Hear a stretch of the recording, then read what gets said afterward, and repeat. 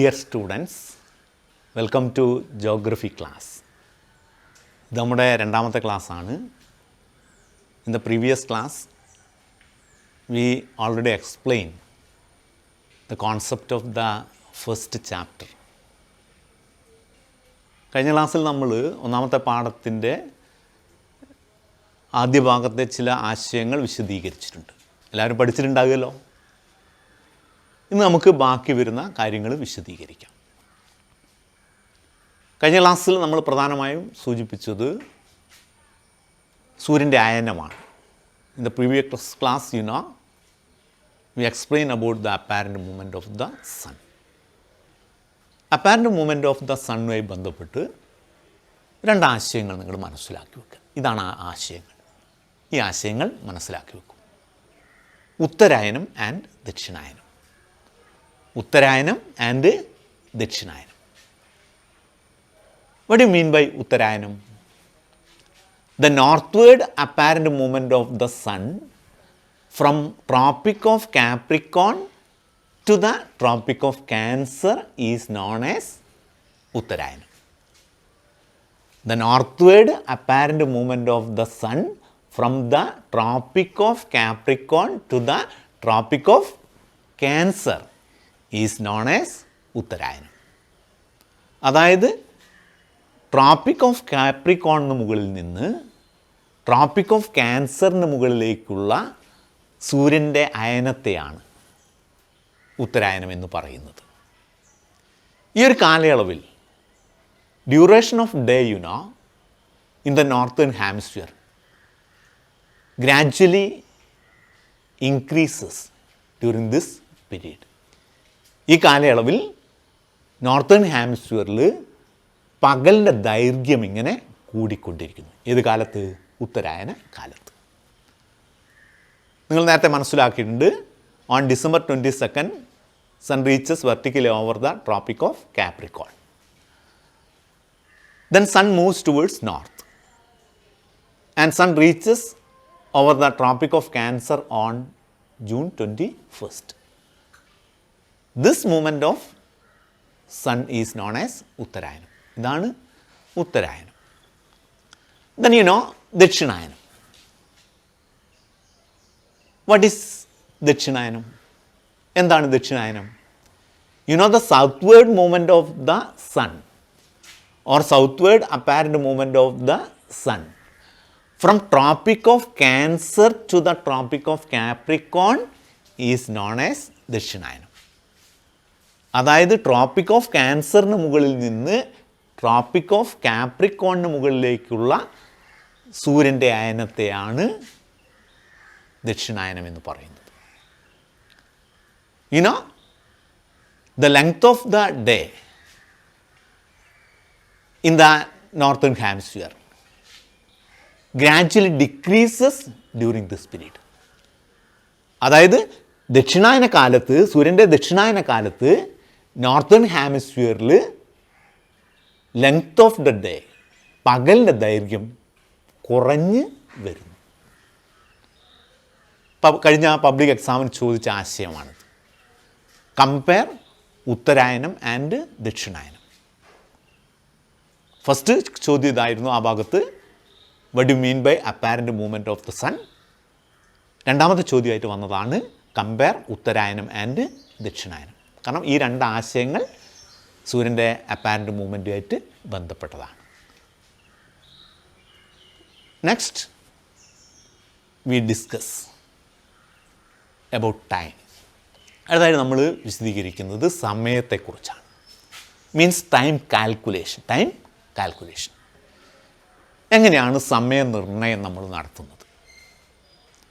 നമ്മൾ സമയം ഇന്ന് നിർണ്ണയിക്കുന്നതിന് നമുക്ക് ഉപകരണങ്ങളുണ്ട്. We have instruments to calculate time. But ancient time is calculated on the basis of the apex position of the sun and the length of shadow cast by it. ആദ്യകാലങ്ങളിലൊക്കെ തന്നെ ജനങ്ങൾ സമയം നിർണ്ണയിച്ചിട്ടുണ്ടായിരുന്നത് സൂര്യൻ്റെ ഉച്ചനിലയെയും അതുമായി ബന്ധപ്പെട്ട് നിഴലിൻ്റെ സ്ഥാനവും വെച്ചിട്ടായിരുന്നു. അങ്ങനെയായിരുന്നു സമയം നിർണ്ണയിച്ചിട്ടുണ്ടായിരുന്നു. ഇന്നും പ്രായമുള്ള ആളുകളൊക്കെ തന്നെ സൂര്യനെ നോക്കിക്കൊണ്ട് അവർ സമയം പറയാറുണ്ട്. അതേപോലെ തന്നെ നിഴൽ നോക്കിക്കൊണ്ട് സമയം പറയാറുണ്ട്. എന്നാൽ ഇന്ന് നമുക്ക് ഉപകരണങ്ങളുണ്ട്.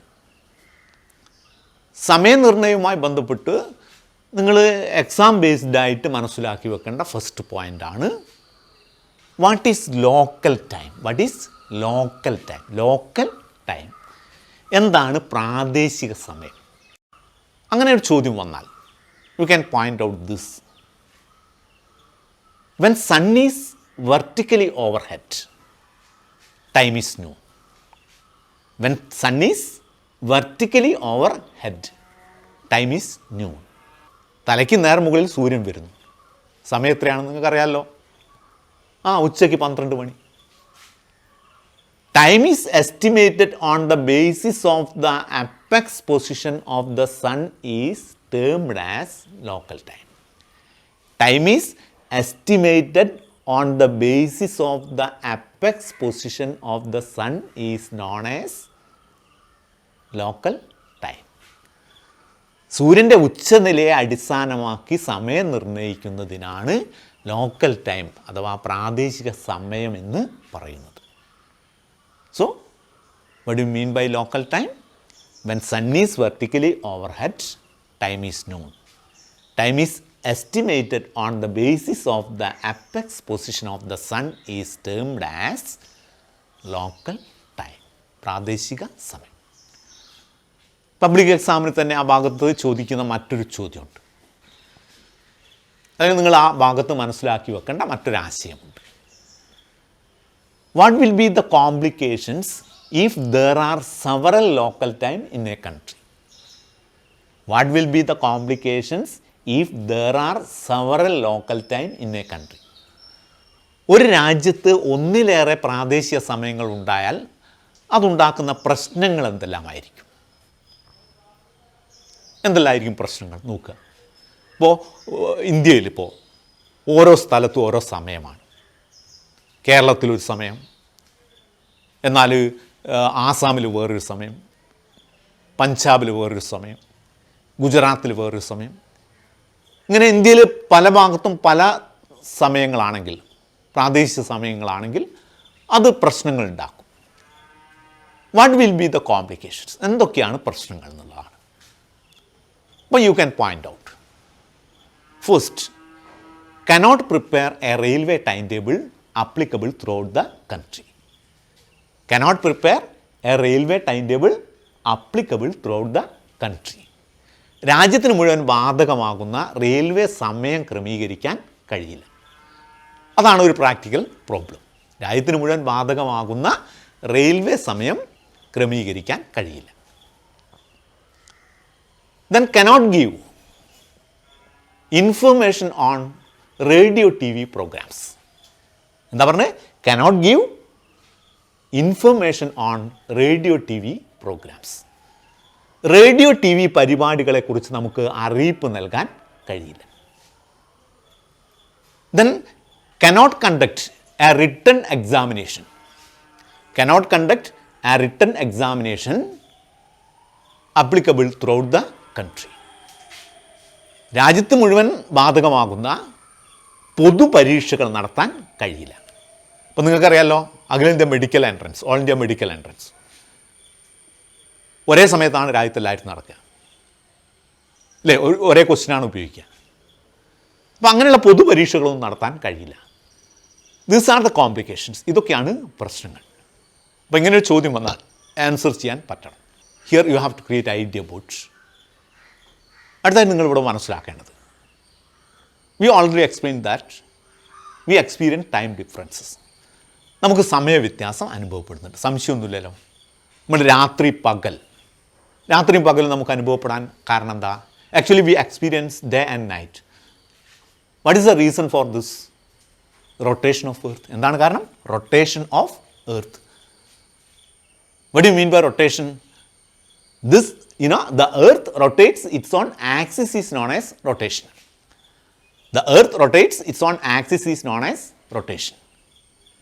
ഭൂമി സാങ്കല്പികമായ അച്ചുതണ്ടിൽ സ്വയം കറങ്ങുന്നതാണ് റൊട്ടേഷൻ, ഭ്രമണം എന്ന് പറയും. എന്താണ് ഭ്രമണം? ഭൂമി സ്വയം കറങ്ങുന്നതാണ് ഭ്രമണം. The earth takes 24 hours to complete 1 rotation. ഒരു ഭ്രമണം പൂർത്തീകരിക്കാൻ ഭൂമി എത്ര സമയമെടുക്കും? 24 മണിക്കൂർ.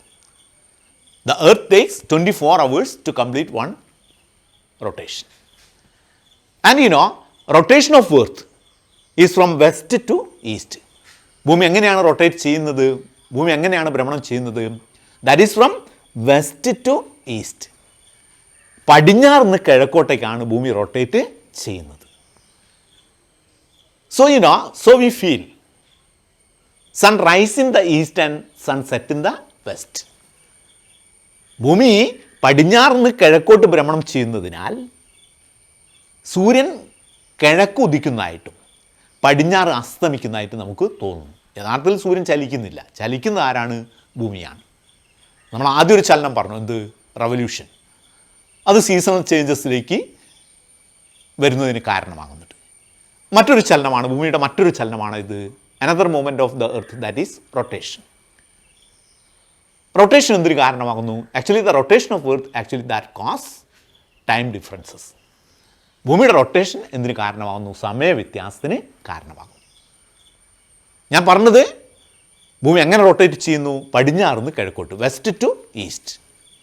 അപ്പം ഭൂമിയിൽ ആദ്യ സൂര്യപ്രകാശം എവിടെയായിരിക്കും? ഭൂമിയിൽ ആദ്യ സൂര്യപ്രകാശം ലഭിക്കുക ഭൂമിയുടെ കിഴക്ക് ഭാഗത്തായിരിക്കും. The rotation of earth that is from west to east. So time increases towards the east and time decreases towards the west.